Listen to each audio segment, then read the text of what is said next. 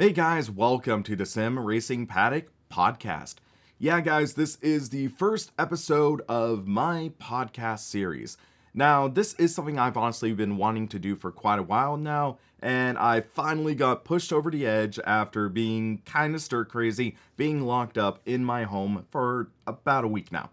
And also, I just want to give a big shout out to Chris Hay and Davy Jones for helping motivate me to do this kind of series by having me actually guest star in those podcasts a little while ago. That was a lot of fun. I enjoyed that a whole lot, and it kind of made me realize, hey, I think it's something that I would enjoy as well. So, with everything that's been going on lately in the racing and sim racing world, I was thinking, what better way to kick off this podcast than by discussing what we've been going through with the coronavirus and also how it's kind of been bringing the sim racing world even closer to the real racing world. So what I've been kind of seeing lately is all this presence, the real life racing drivers, they've been really wanting to have racing. They've really been itching at the bit to race, and their outlet has been sim racing. And we've been seeing a lot of that. We've been seeing the Bahrain Virtual Grand Prix actually going on as I am recording this. We just had the NASCAR Homestead Miami nationally broadcast race on Fox Sports being hosted in iRacing. We saw the IMSA race on Saturday, and we saw that being broadcast to the iRacing YouTube channel, and that had over 7,000 people watching. And it's all these people wanting to watch racing, but at the same time, we have the racers really wanting to race. It's that simple, and we are able to provide that outlet where it's definitely not full-blown racing. And actually, as David Perel, GT3 race car driver, said, sim racing is like running on a treadmill. It's not exactly the real thing, but you're still running.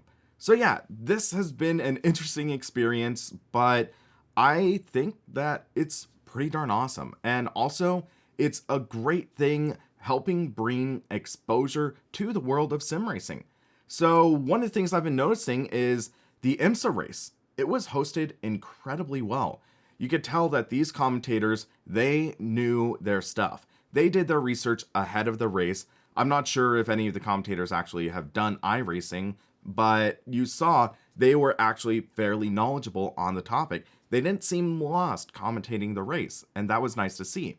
And then I literally just finished watching the NASCAR event, and with it being a national broadcast, I really felt that they needed to get it right. They needed to really do a great job because this was going to be the biggest exposure that iRacing might ever get.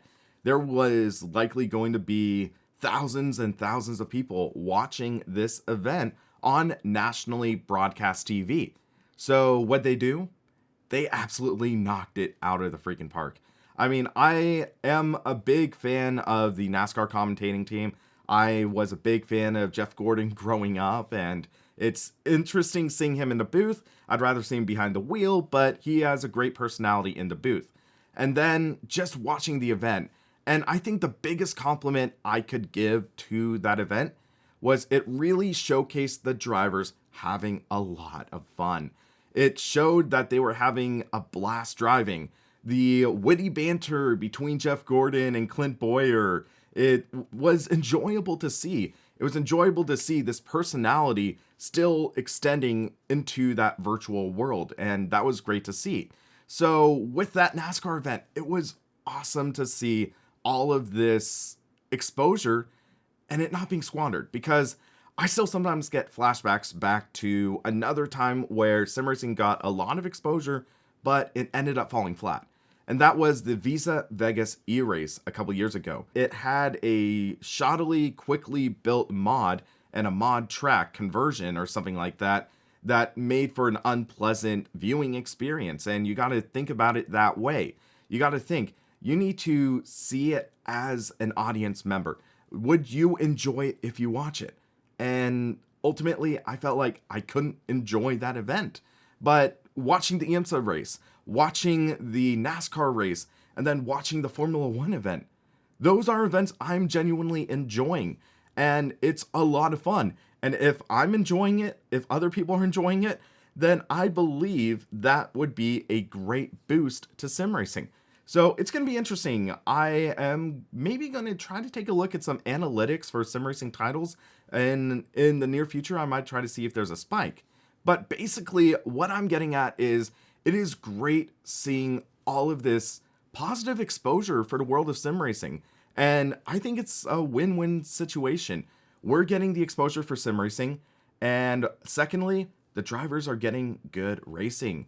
And I'm loving it. It's something where ideally, yes, I would love to see all these racers on a real world track racing again, but given these lemons that life is throwing us, we're getting some pretty darn sweet lemonade. So yeah, guys, this was some quick thoughts I had about what I'm calling the coronavirus crossover. It's an interesting experience seeing all of these real drivers entering the world of sim racing, but at the same time, they're having a lot of fun. That's awesome to see. So yeah, guys, I would love to hear your thoughts. What are your thoughts on these real drivers entering the world of sim racing and their opinions? Let us know in comments. Also, if you like this podcast, I would love to hear your inputs on what you would like to hear about next. Also, I am planning some interviews. I want to have some interviews with other sim racing personalities, maybe try to rope in some real racing drivers as well. So let me know who you would like to see in an interview. But until then, guys, thanks for watching or listening.